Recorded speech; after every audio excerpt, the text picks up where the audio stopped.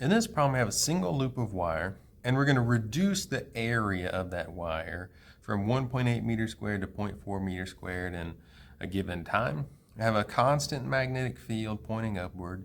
What's the average EMF, electromotive force, that's induced? So Faraday's law says that the EMF is proportional to the number of loops times the change in magnetic flux divided by the change in time.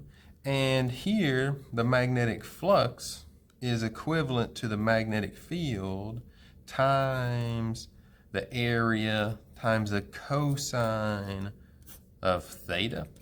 Well, right here it tells us that we're perpendicular. So you have this magnetic field right here coming straight up through your coil of wire, whatever shape it might have.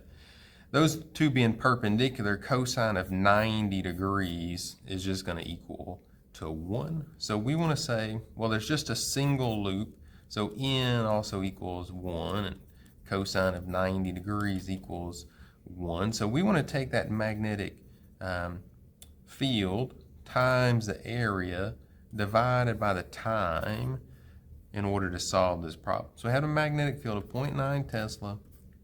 And then I should say right here, the change in the area. Something has to change in order to change the flux.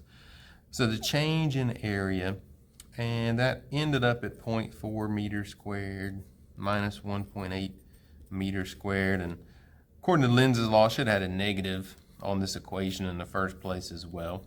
Those two negatives are going to end up canceling out.